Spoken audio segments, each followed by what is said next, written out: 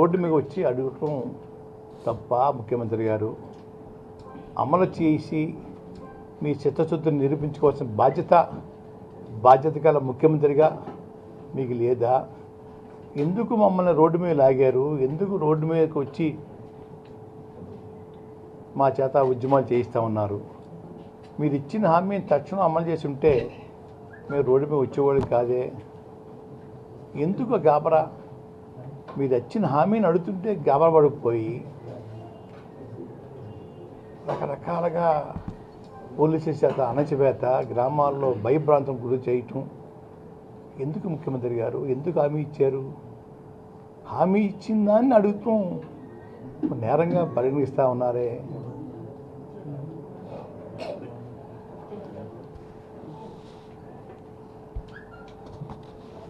మీరు ముఖ్యమంత్రి గారు, మీ బృందం అబద్ధాలతో కథలు చెప్పడం పూర్తయిందండి.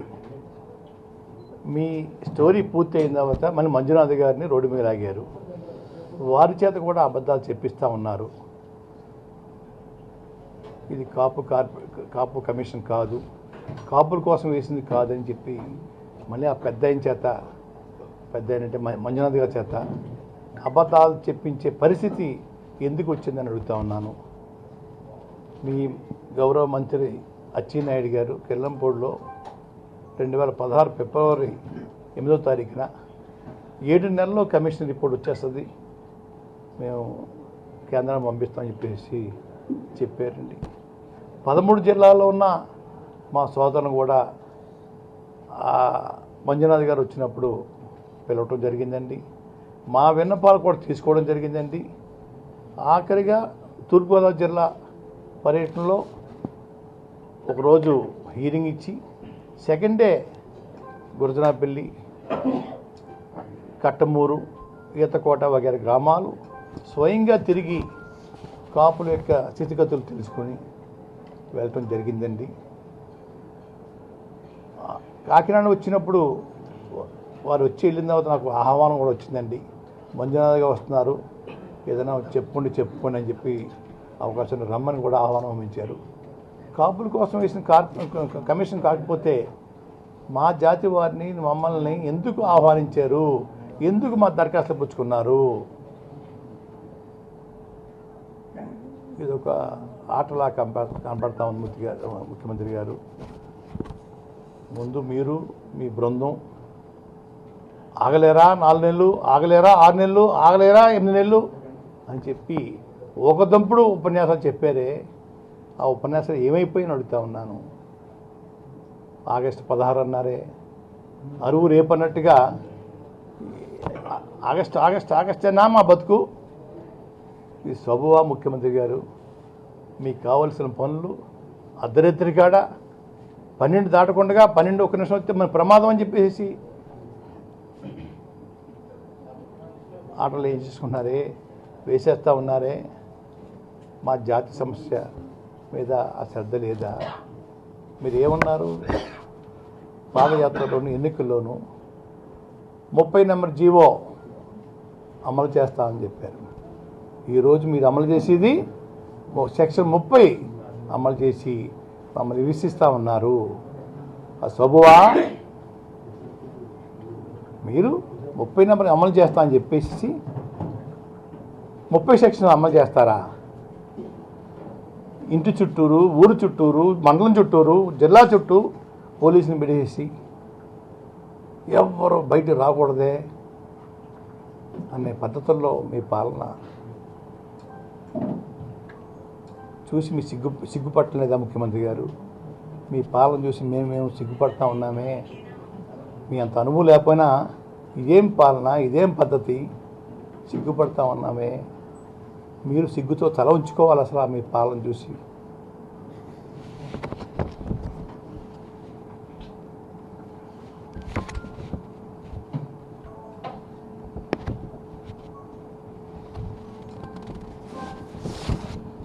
ఈ మధ్య పేపర్లో చూశానండి, 69 కేసులని, 330 మంది ముద్దాయిలని చూశానండి. చాలా సంతోషం. మాకు రిజర్వేషన్ ఇస్తా అని చెప్పేసి కేసులు ఇచ్చి కేసులతో సరిపెట్టుకోమనా ముఖ్యమంత్రి గారి అభిప్రాయం అని చెప్పి అడుగుతా ఉన్నాను. అదే మీకు పెద్ద బహుమతి, పెద్ద మీ జాతికి చేసిన ఉపకారం అని ముఖ్యమంత్రి గారు భావించి మాకు సెలవు ఇస్తే దాన్నే భావిస్తాం. అదే రిజర్వేషన్గా భావించమంటే భావిస్తామండి. ఏమీ తప్పటం. ఒక్క పొరపాటు చేశారు ముఖ్యమంత్రి గారు. 330 మంది కాదండి అయ్యా, ఆ మీటింగ్ వచ్చిన 15 లక్షల మంది కూడా ముద్దాయిలే. మీ దృష్టిలో, నా దృష్టిలో కూడా ముద్దాయిలే. మీకు వ్యతిరేకంగా పెట్టిన మీటింగ్ కాబట్టి మేమందరం ముద్దాయిలవే. వాళ్ళని ఎందుకు మినాయించాలా? అందరిని పెట్టేసుకోండి ముఖ్యమంత్రి గారు. అందరూ ముద్దాయిలే.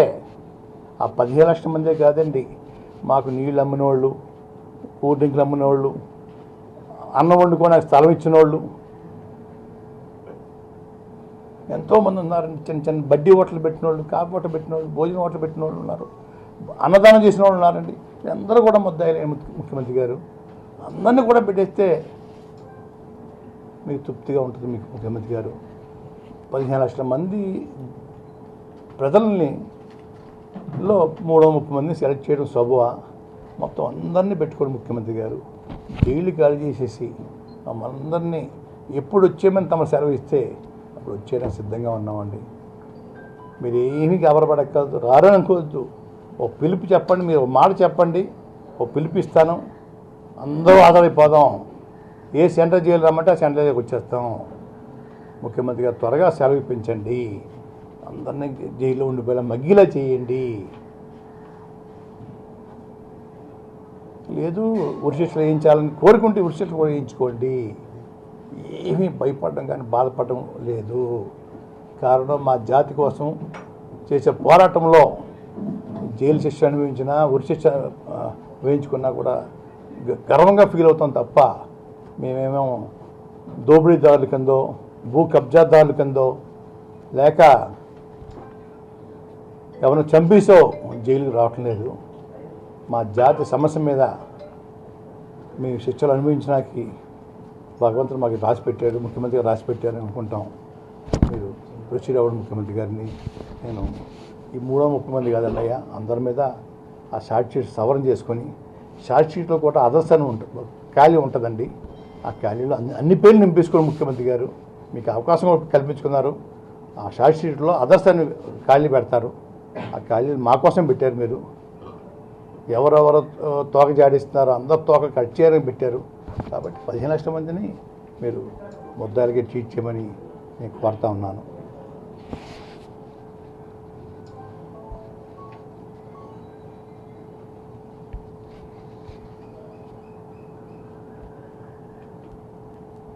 మా జాతిలో ఉన్న ఆఫీసర్లని బాగా అణిచివేతకు గురి చేస్తూ ఉన్నారు. అది ఘోరం. సమాజంలో అన్ని జాతుల వారికి ప్రజాస్వామ్యంలో అందరికీ హక్కులు ఉంటాయండి. మీకు ఒక్కరికే, మీ కుటుంబం ఒక్కరికే హక్కులు కాదు. మీ కుటుంబం ఒకరే సుఖాలు అనుభవించాలని ఈ ప్రభుత్వం రావాలని ఓటు వేయలేదండి ప్రజలు. అన్ని కులాల వారికి సర్వ హక్కులు ఉంటాయి అనుభవించడానికి. అణచివేత మాంతే మంచిదని కూడా నేను తెలియజేస్తూ ఉన్నాను. మీకు కావలసిన వారిని అందరిని ఎక్కించుకోవడం కోసం అయ్యా ఇతరులని అణిచివేసే కార్యక్రమం తీసుకోవడం బాధాకరంగా ఉంది ముఖ్యమంత్రి గారు.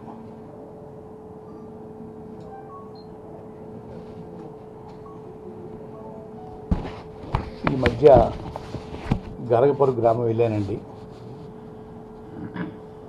వెళ్ళినప్పుడు చూశాను వాతావరణం. అంబేద్కర్ గారి విగ్రహం వద్దన్న చోట పెడితే గాలి అంతా కలుషితం అయిపోద్దని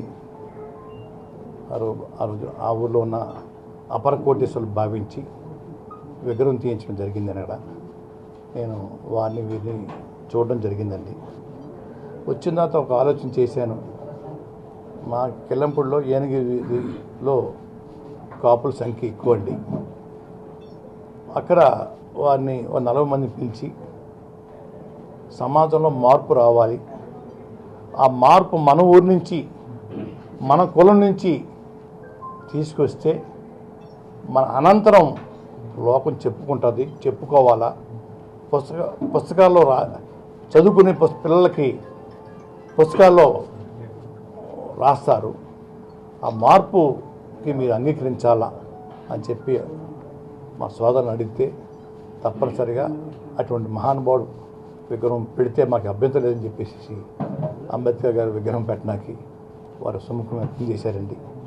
నేను వెంటనే వడయాల గారికి కొత్తపేట ఫోన్ చేసి అంబేద్కర్ గారి విగ్రహాలు ఉన్నాయా అడిగితే వారం రోజుల్లో తయారవుద్దండి, 6 రోజులే హైటు అని చెప్పడం జరిగింది. కావాలని చెప్పి నేను ఆర్డర్ ఇవ్వటం, తర్వాత వారికి కావలసిన ఆ విగ్రహం కావలసిన షెల్టర్కి స్లాబ్ గట్ట వేయించిన తర్వాత ఏంటో పెద్ద నేరం చేసినట్టుగా 2 లారీలు 2 బస్సులు పోలీసులను పంపించేసి ఒక మిషన్ పెట్టి అది కూల్చేయాలని చెప్పేసి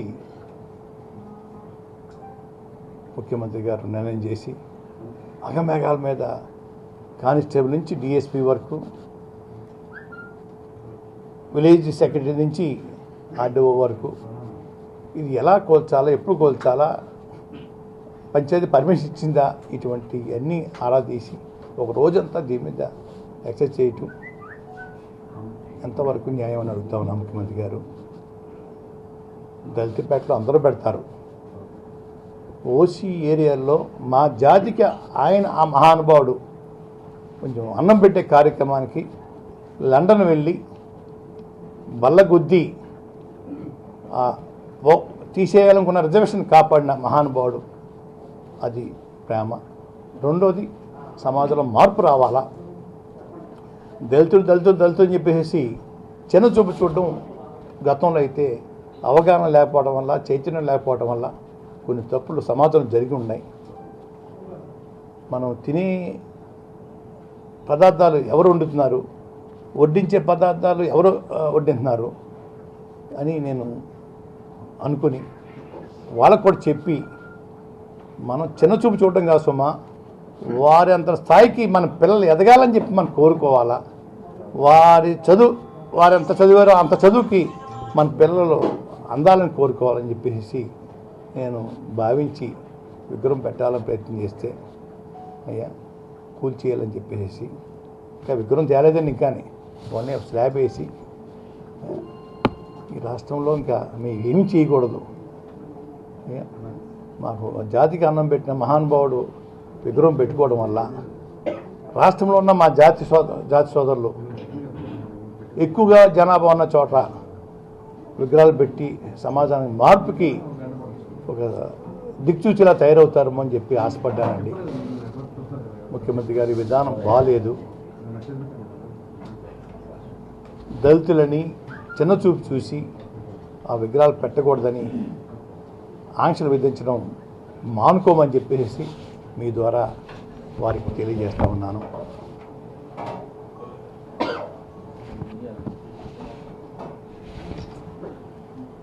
మధ్యలో అంబేద్కర్ విగ్రహం కాదనుకుని మా తండ్రి గారితో తాతగారితో పెడతానని కూడా ఫస్ట్ భావించారటండి.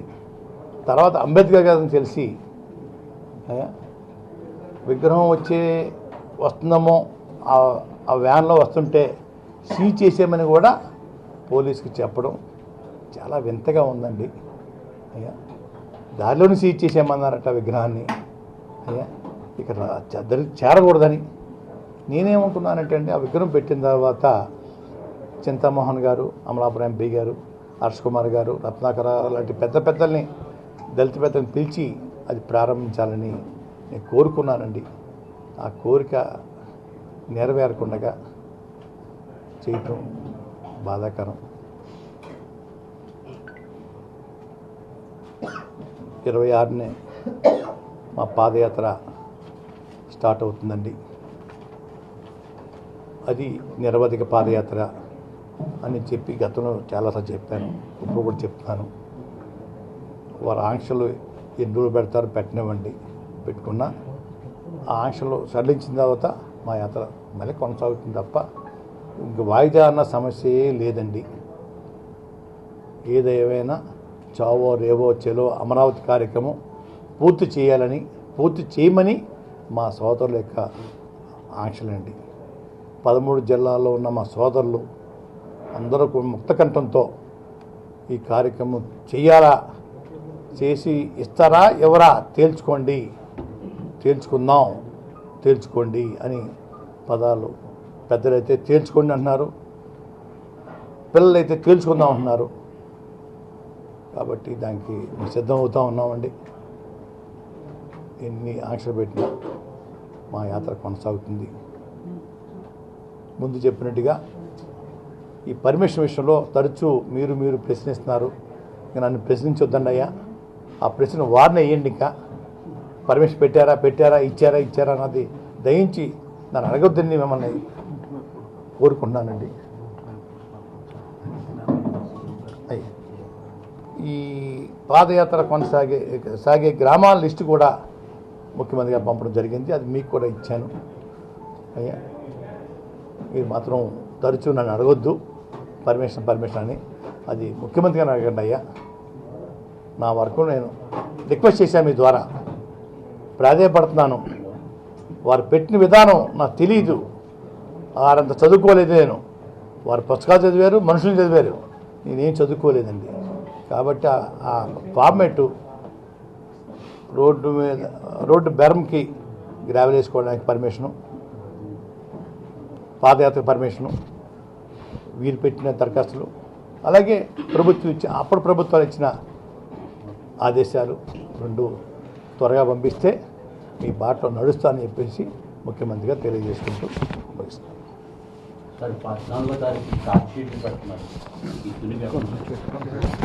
అన్నింటికి రెడీగా ఉన్నాను సార్. నేను ఎక్కడికి ఏ విదేశాలు పారిపోలేదు సార్. నా పాస్పోర్ట్ కూడా లేదు సార్. ఇక్కడే ఉన్నాను సార్. పరారులో ఉన్నారు రాస్తుంటారు పోలీసులు. జడ్జి గారు అడుగుతుంటారు మొత్తం ఇంటికి ప్రవేశపెట్టలేదని. పరారులో ఉన్నారు రాస్తారండి. నేను ఎప్పుడు ఇంట్లో ఉన్నాను సార్. నా ఇంటి మీద పోలీసులు ఉన్నారు సార్. నా ఇంటి వెనక పోలీసులు ఉన్నారు సార్. ఎప్పుడైనా రెడీ సార్. నన్నే కాదు సార్, ఈ షార్ట్ షీట్లు 15 లక్షల మందిని కూడా ఇంక్లూడ్ చేసుకోమన్నాను నేను. ఇంకా అంతకన్నా అవకాశం మీకు ఎవరిస్తారు సార్? 15 లక్షల మందికి మీరు ఇచ్చుకోండి. 15 లక్షల మంది కోసం మీరు మనుషులు పంపక్కవద్దు, పోలీసులు పంపక్కవద్దు, శ్రమపడక్కవద్దు. ముఖ్యమంత్రిగా 15 లక్షల ముద్దాయిల్ని ఈ షార్ట్ షీట్లో ఎఫ్ఐఆర్ అదర్స్లో ఇంక్లూడ్ చేయండి అని వారు చెబితే ఒక పిలుపుతోటి ఏ జైలుకి రమ్మంటే ఆ జైలుకి, రాజమండ్రి జైలుకి రమ్మంటే రాజమండ్రి సెంట్రల్ జైలుకి అండి, వైజాగ్ రమ్మంటే వైజాగ్, లేకపోతే హైదరాబాద్లో పక్క రాష్ట్రంలో పెట్టే దాంట్లో పక్క రాష్ట్రం ఎక్కడ రమ్మంటే మా ఖర్చులతో మేము వచ్చేసి సరెండర్ అయిపోవడానికి సిద్ధంగా ఉన్నామండి. ఇలాంటి బెదిరింపులు వద్దని నేను తెలియజేస్తా ఉన్నాను. చెప్పండి, ఇంకేం కావాలి చెప్పండి సార్. ఫ్రీగా అడగని ఇబ్బంది ఏం పడండి సార్, చెప్పండి. మంత్రులు చెప్పింది పాదయాత్రలకైనా ధర్నాలకైనా దేనికైనా సరే చిన్న ధర్నా చేసినా పర్మిషన్ పెట్టుకోవాలనేది రూల్ ఉంటుంది. కరెక్టే సార్. అదే ఆ రూలు ఆ ఫార్మేటు ముఖ్యమంత్రిగా పెట్టారు కదా సార్ గతంలో. అది కొంచెం ఇమ్మన్నా సార్, నాకు రాయటం రాదు, నేను చదువుకోలేదండి. ముఖ్యమంత్రిగా బాగా చదువుకున్నారు, పుస్తకాలు చదివారు, మనుషులు చదివారండి. నేను ఏం చదువుకోలేదు సార్. ఆ ఫార్మేట్ ఎలా ఉంటుందో తెలియదు నాకుండి. వారు అప్పుడు పాదయాత్ర పెట్టారు కదా సార్ దరఖాస్తు అండి, అది నమ్మనిమ్మంటున్నా సార్. నేను తప్పట్లేదు సార్. నేను వినయపూర్వకంగా కోరుకుంటున్నాను సార్. నేను మిగతా మా కేసులు తీసేయమని కోరను సార్. నేను అది కోరను సార్. ఇది కోరుతున్నాను సార్. రోడ్డు బెరంలో ఎర్రటి మెత్తటి గ్రావెలు వేసుకోవడానికి పర్మిషన్ ఏ విధంగా పెట్టారో కొంచెం కావాలన్నానండి. అలాగే పాదయాత్రకి ఏ విధంగా పెట్టారో కావాలన్నారు. ఈ 2 పర్మిషన్ల మీద అప్పుడు ప్రభుత్వాలు ఎలా ఇచ్చాయో పర్మిషన్లు, ఆ విధానం కొంచెం చూస్తే నేను వెంటనే ముఖ్యమంత్రిగా బాటలు నడుపుతానని చెప్తున్నాను సార్. నేను అయ్యా ఎందుకంటే ముఖ్యమంత్రి గారిని అడుగుతున్నా సార్. నేను మంత్రులు చేసేటండి అది కదా సార్. అంటే ఆయన అప్పుడు ముఖ్యమంత్రి చేసినవాడు పర్మిషన్ ఎక్కడ వెళ్ళిపోవచ్చా?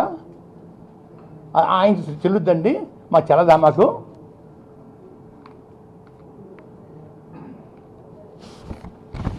నేను అడుగుతున్నా సార్, మీ ద్వారా అడుగుతున్నా సార్. ఏ విధంగా పెట్టారో, ఏ ఫార్మాట్లో పెట్టారో. మొన్న మంజునాథ్ గారు వచ్చారండి, 3 రకాల ఫారాలు ఇచ్చారు సార్. బీసీలో కలపాలని ఫార్మాట్ ఇచ్చారండి. అది ప్రభుత్వం తయారు చేసింది, మంజునాథ్ గారు మాకు ఇవ్వటం జరిగింది సార్. అవన్నీ పూర్తి చేసాం సార్. అలాంటి ఫార్మాటు ముఖ్యమంత్రిగా పెట్టింది ఇమ్మంటుంటే కూడా తప్పంటారు సార్. నన్ను ఇప్పటికి వచ్చి ఈ ప్రభుత్వం చేయని విధంగా కాపులకి చేసింది మేమే అని చెప్పుకుంటున్నారు. సార్ ఎన్ని సొల్లు చెప్పలేకపోతున్నా సార్.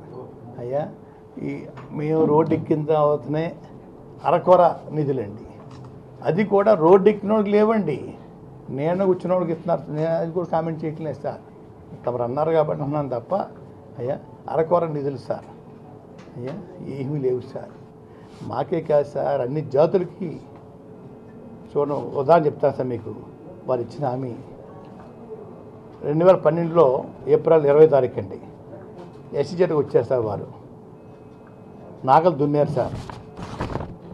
ఈ భూములు మీయే, నా ప్రభుత్వం వస్తే ఎస్సీజెడ్ రద్దు చేస్తాను, 3 లక్షలు మీకు ఇచ్చి ₹1 కోటి తెగనమ్ముకుంటున్నారు కార్పొరేట్ ఆఫీసులు అని చెప్పిన పెద్ద మనిషి సార్. ఎక్కడ హామీ నిలుపుకున్నారు సార్? ఎక్కడ హామీ నిలుపుకున్నారు సార్? వారి ఆ పుట్టినరోజు కూడా చేసుకోకుండా మీ పక్షాన వాళ్ళని నాకు వచ్చేసాను, పుట్టినరోజు కూడా వదిలేసని చెప్పేసి మీటింగ్లో చెప్పారు సార్. అయ్యా నాగలు దున్నారు సార్. ఎవరన్నా ఆఫీసులు వస్తే తోక కత్తిరించేమని చెప్పాడు సార్ ఆయన. ఆ పేపర్ కటింగ్ కూడా ఇమ్మంటే ఇస్తాను దగ్గర ఉన్నాయండి. నేను కాక మొన్న సెంట్రల్ ఎక్సైజ్ ఆఫీస్కి శ్రీకాకుళం జిల్లాలో సార్ 1.5 ఎకరాలు వాళ్ళకి కావాలంటే ఈ రాష్ట్ర ప్రభుత్వం భూమి కేంద్ర ప్రభుత్వానికి అమ్మారు సార్. చూశారు తమరు. ఎకరం ₹2,50,00,000కి ధర పెట్టి ఎకరన్నర భూమి 4 కోట్ల చిల్లరంతా అయింది సార్, పుచ్చుకున్నారు సార్. అదే విధానం రైతు విషయంలో ఎందుకు అమలు చేయాలని అడుగుతున్నాను సార్. రైతు విషయంలో ఎందుకు అమలు చేయాలి సార్? రైతు విషయంలో అమలు చేయటం లేదండి. రైతు దగ్గర తక్కువ ధర తీసుకుని కావలసిన వారికి అప్పనంగా తక్కువ రేటుకి ఇంకా తక్కువ రేటుకి ఇస్తున్నారు భూములండి. వారికి ఎందుకు అప్లై చేయాలి సార్?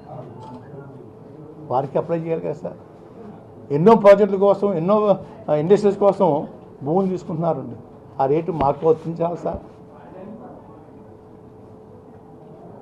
ఎస్సీజెడ్కి వర్తించాలి సార్. ఆ మధ్య పట్టిసీమ కాలువ కోసం సార్ మినిమం 34 లక్షలు, మ్యాక్సిమం 54 లక్షలు, 50 లక్షలు అమ్ముతున్నాను సార్. ఓ జీవో ఇచ్చారు సార్, అంతే అండి. ఆ భూములు తీసుకున్నారు సార్, మేము జీవో క్యాన్సిల్ చేశారు సార్. అంటే అవసరం వచ్చినప్పుడు ఆ జీవో ఇచ్చేయడం, తీసేయడం. అది ఒంటెత్త పోగడా సార్? కాదా సార్? సబ్బువా సార్? అది ప్రజాస్వామ్యంలో అందరికీ హక్కులు ఉండవా సార్? అన్ని కులాలకు హక్కు ఉండవా సార్? అందరూ భాగస్వాములు కాదా సార్? అందరూ ట్యాక్స్ రూపంలో కట్టిన డబ్బులకే కదా పెత్తనం చేసేది. అయినా కావలసిన వారికి అధిక ధరలు ఇచ్చేసేసి అమాయక ప్రజలకి తుపాకీ ఎత్తిపెట్టి నీ భూమి పేరు మార్చేయమంటావా, ఇస్తావా అని చెప్పి బెదిరించేసేసి 2 లక్షలు, 3 లక్షలు, 5 లక్షలు, 10 లక్షలు ఇస్తుంటే ఈ విధానం మంచిదా సార్? అది గవర్నమెంట్కి ₹2,50,00,000 సార్. 95,80,000 ఉంది సార్ బేసిక్ వాల్యూ. అది దాన్ని ₹2,50,00,000 మంచి పని చేశారు సార్. మనకి ప్రత్యేక హోదాకి డుమ్మా కొట్టినందుకు కేంద్రానికి సరైన సమాధానం చెప్పారు సార్. అదే సమాధానం రైతులకు చెప్పాలి కదా సార్. రైతులు కూడా న్యాయం చేయాలి కదా సార్. అది పాలన గాడిలో లేదు సార్. అమాయక ప్రజలు బలి తీసుకుంటున్నారు సార్. ఎవరు నోరిప్పినా అణచివేసే కార్యక్రమం తప్ప రెండో కార్యక్రమం లేదు సార్. కానీ ఎన్నికల్లో హామీ ఇచ్చిన ప్రకారం కాపులు బీసీలో చేర్చడానికే పరిస్థితులు కూడా అనుకూలంగా ఉన్నాయి. కానీ ఇదంతా కూడా చేయకపోవడానికి కారణం ముద్రగడ అలాంటి నాయకుడు ఉద్యమాలు చేయడం వల్లనే ఆలస్యం అవుతుందని సార్. మేము రోడ్డు ఎక్కిన తర్వాతనే కమిషన్ వేయటం, కార్పొరేషన్ వేయటం, కార్పొరేషన్ మెంబర్లు వేయటం, కమిషన్లో మెంబర్లు వేయటం, అరకొర నిధులు ఇచ్చి జోకడ్డం జరిగింది సార్. చేస్తే మీకు క్రెడిట్ వస్తుందని ప్రభుత్వం నేను ఒకటే చెప్పాను సార్. గతంలో ఒకసారి అండి ఉదాహరణ చెప్తాను సార్ మీకు. నక్సలైట్ సాయపడ్డారని చెప్పి పత్తిపాడు నియోజకవర్గంలో 13 ముద్దాయిలుగా పెట్టారు సార్. అప్పుడు ఏలేసం పోలీస్ స్టేషన్ అటాక్ సార్. 13 కేసులు తీసేయమని చెప్పి నేను నిరాదరణ చేశాను సార్. చేసినప్పుడు 5 రోజులు అయిపోయిన తర్వాత 6వ రోజు అప్పుడు డిటి నాయక్ గారు విజయవాడ పోలీస్ కమిషనర్ చేస్తున్నారు సార్. ఏలూరు డిఐజీ గారిని సెలవు పెట్టించి నాయక్ గారికి ఇన్ఛార్జ్ పెట్టించి నాయక్ గారు నాకు బాగా క్లోజ్ సార్. వారు కొట్టిన వారికి 50,000 కేసులు తీసేయడానికి ఒప్పుకున్నారు సార్. మళ్ళా వెళ్ళిపోయి రాత్రి 11-12 అయిందండి. ఎస్పీ గారు అడిషనల్ ఎస్పీ గారు మనం పంపించే గుర్తులేదు దాకండి.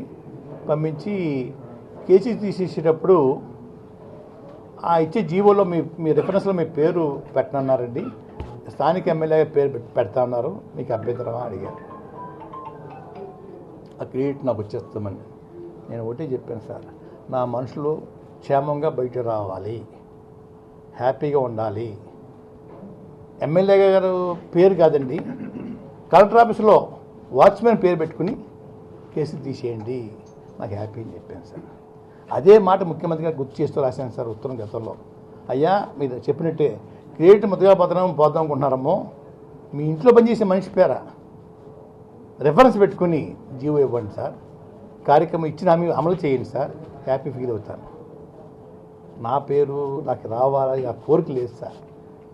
నన్ను ప్రజలు ఓడించినప్పుడే పూర్తిగా రాజకీయ వదులుకున్నాను సార్. నేను వదులుకున్నప్పుడు మా జాతి సోదరులు మనకిచ్చిన జీవో, మనకిచ్చిన హక్కు, మనకిచ్చిన హామీ ఎన్ని రావాలా ఆకపేత్రంగా మీరు రావాలి, ఇంక వద్దు అని అంటంలో నేను రోడ్డు వచ్చాను సార్.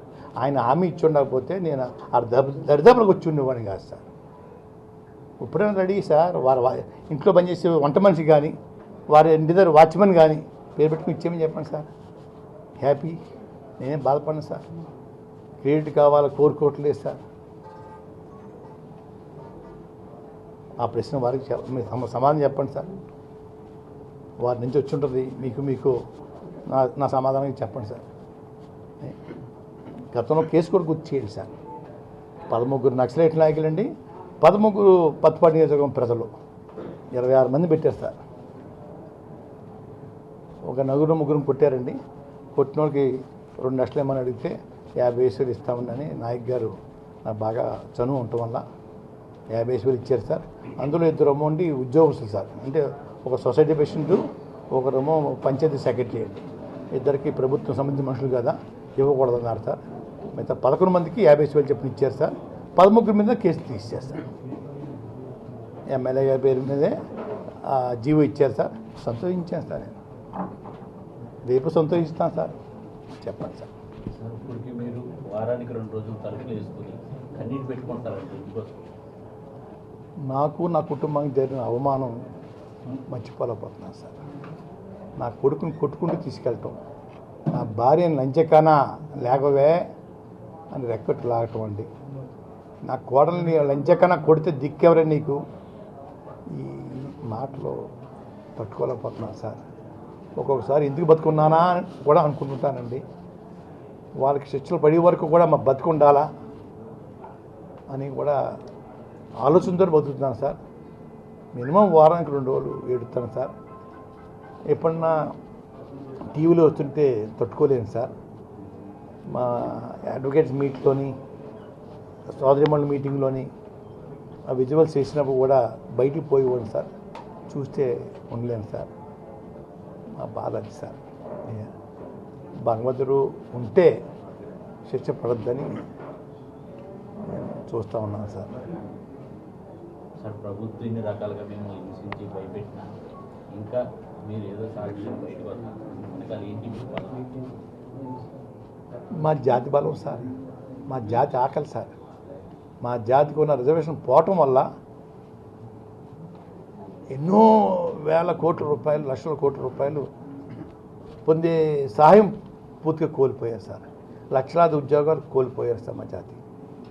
మా జాతికి కొంచెం ఎంతో కొంత చేసింది దళితులే, అది అంబేద్కర్ గారండి.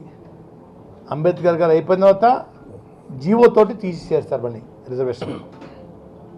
అప్పుడు దామోదర్ సంజయ్ గారు ఈ కాపులేంటి ఓసీలా, ఈ గోచీలు కూడా ఉండవే అని చెప్పి ఆ మహానుభావుడు మళ్ళీ మాకు రిజర్వేషన్ పునరుద్ధరించారు సార్. అని చెప్పి వారి విగ్రహం పక్కన మళ్ళీ సంజీవ్ గారి విగ్రహం పెట్టాలని నిర్ణయించుకున్నాను సార్. మా జాతికి ఉపయోగపడ్డ నాయకులు ఇద్దరే సార్. అన్నం పెట్టారు, 10 రోజులు అవ్వనండి, 20 రోజులు అవ్వనండి, అన్నం తిన్నారు సార్. మా జాతి ఆ విశ్వాసంతో మేము పూజించాలని చూస్తున్నాం సార్. మా మనవరాలను కూడా 2వ ఒకసారి 3వ ఒకసారి కాళ్ళ దండం పెట్టింటాం సార్. మీ అంత చదువు నాకు కావాలని ఆశీర్వదించండి అని చెప్పేసి మనవరాల చేత అడిగించుంటారు సార్. అంటే అటువంటి వాళ్ళని మనం పూజించాలి సార్, గౌరవించాలి సార్.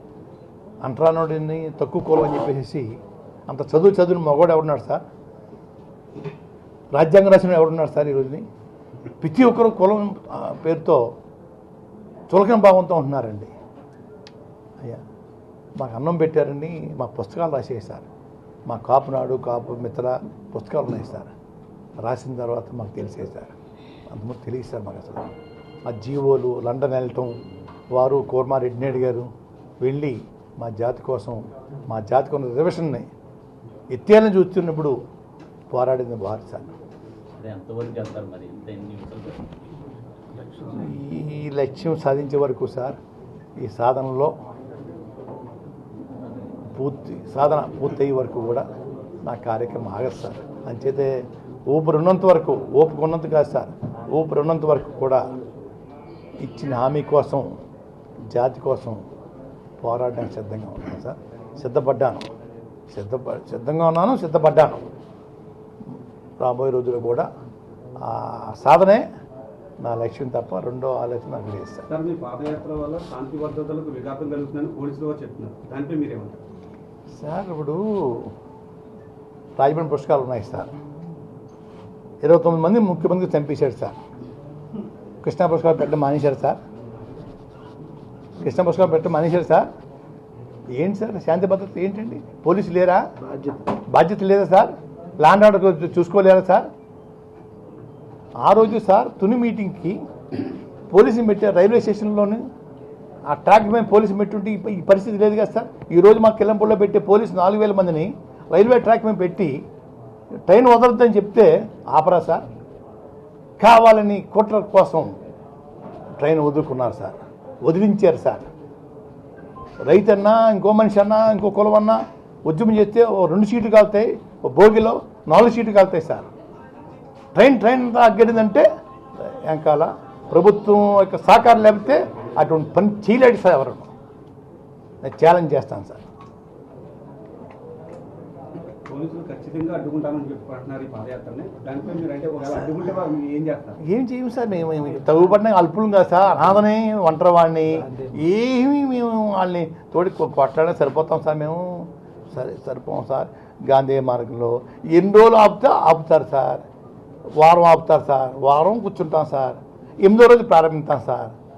లేదా 10 రోజులు ఆపారు సార్, 11 రోజులు ప్రారంభిస్తాం సార్. 20 రోజులు అయిపోయింది సార్, 21వ రోజు ప్రారంభిస్తాం సార్. గతానికి ఇప్పటికి తేడా ఏంటి సార్? ఆ రోజు పాదయాత్ర అన్నాం, ఈరోజు నిరవధిక పాదయాత్ర అని చెప్పాను సార్. అంటే ఇంక ఎట్టి పరిస్థితులు ఆగం సార్. ఇది ఆఖరి పోరాటం. క్లైమాక్స్ వచ్చేసి సినిమా అటు ఇటు తేల్చుకోవడం. అయ్యా ఈ సినిమాతోటి క్లోజ్ చేయించుకుంటాడా ముఖ్యమంత్రి గారు? లేదు ఇంకో సినిమా మా చేత చేయించుకుంటారా? అంటే ఇంకో సినిమా అంటే 2019 ఎన్నికలు వచ్చే వరకు కూడా మీరు రోడ్డు మీద ఉండాలని ఆయన కోరుకుంటే దానికి కూడా సిద్ధపడిపోతాం సార్. వదలం సార్. చివరి కోరిక మా జాతికి ఇస్తాన రిజర్వేషను మాకు ఇవ్వాలి. మంత్రులు హామీ ఇచ్చారండి. ఇక్కడ క్యాబినెట్లో తీర్మానం చేసి, అసెంబ్లీలో తీర్మానం చేసి 9వ షెడ్యూల్లో చేర్చడం కోసం కేంద్రం పంపిస్తున్నారు. ఆ కార్యక్రమం వీరు చేసిన తర్వాత అప్పుడు కేంద్రం ప్రభుత్వాన్ని మేము రిక్వెస్ట్ చేయడానికి నేను మా అందరం వెళ్ళి ప్రధానమంత్రి గారిని అంత కలిసి మా కార్యక్రమం పూర్తి చేసుకుంటాం. ఈ బంతి ఇక్కడ ఉందండి, పంపకుండా మేము అక్కడికి వెళ్ళి చేసేది ఉందండి. చాలాసార్లు బీజేపీ నాయకులు వచ్చినప్పుడు కలవమన్నారండి. బంతి ఇక్కడ ఉంది సార్. ఈ బంతి అక్కడికి వెళ్ళిన తర్వాత తప్పనిసరిగా వెళ్ళి నేను రిక్వెస్ట్ చేయాలి. ధర్మం చేస్తామండి, ముందు ఇది అవ్వాలి సార్ చెప్పాను sir. Okay sir, thank you sir. Okay sir. కాపీలండి లో కూర్చోండి. అప్పాల కాపీ తెప్పియమ్మా.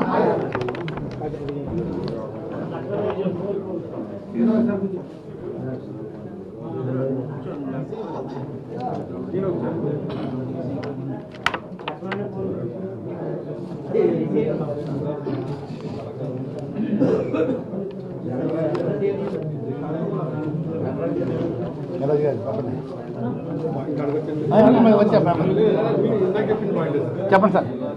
బాబు ఉన్నాను బాబు, ప్లీజ్ బాబు. మాట్లాడకండి. ఫార్మేట్ అడిగారు కదా. అయ్యా. ఒకసారి ఆ ఫార్మేట్ ఏంటి సార్? అంటే ఫార్మాలిటీ అంటే వారు పెట్టిన దరఖాస్తు ఏ విధంగా పెట్టారు గతంలో వారి పాదయాత్రకి అండి.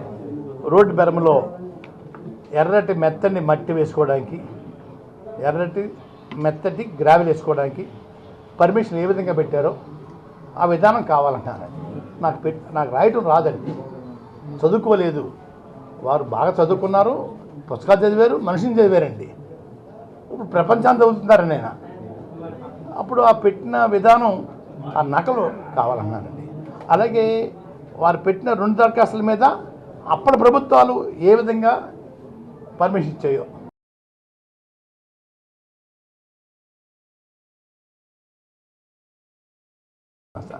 అయ్యా. అంటే బిల్లు పర్మిషన్ పెట్టారు కానీ అది శాంతియుతంగా జరగలేదు అని చెప్పేసి మళ్ళీ పక్షులాగా కూడా తీసుకొచ్చారు. సార్ తునిలో ఏమీ పర్మిషన్ పెట్టలేదు సార్. తుని మైక్ కానీ, రాస్తా రోకో కానీ, రైలు రోకోకి కానీ, మీటింగ్ కానీ ఏమీ పర్మిషన్ పెట్టలేదు సార్. చాలా సార్లు డిఎస్పీ గారు రిక్వెస్ట్ చేసేవారు సార్. చెప్పిదనండి, అడిగారు కదా మీరు, డిఎస్పీ గారు చాలాసార్లు అడిగారు, మీరు అంటలేదు. మళ్ళీ మీరు డిఎస్పీ చాలాసార్లు అడిగారు నన్ను పర్మిషన్ పెట్టమని. నేను పెట్టను సార్. ఎన్నో మీటింగ్లు చేశాను నేను, ఎప్పుడు ఏ మీటింగ్ పర్మిషన్ పెట్టలేదు అని చెప్పడం జరిగింది సార్. పెట్టలేదు సార్. ఇటీవల జిల్లా పర్యటనకు వచ్చిన డీజీపీ కూడా బిల్లు పర్మిషన్ పెట్టారు కానీ అది సార్ విలేకర్ గారు, మీరు అలా మాట్లాడితే అలాగా నేను పెట్టలేదు, నేను పెట్టనని చెప్పాను. నేను పెట్టనని చెప్పాను సార్. లేదు మీటింగ్ పెట్టి ఆపారనుకోండి, జైల్లో పెట్టుకుంటాం మీటింగ్ అని చెప్పానండి. మమ్మల్ని జైలు తీసిపోయి జైలు పెట్టుకుంటాం మీటింగు. నేను మాత్రం పర్మిషన్ పెట్టనని చెప్పానండి. ఇంకా అబద్ధం ఏం లేదు, నిజం చెప్తాను, వాస్తవం. అబద్ధాలు చెప్పే మనిషిని కాదు, అబద్ధాలు నాకు రావు.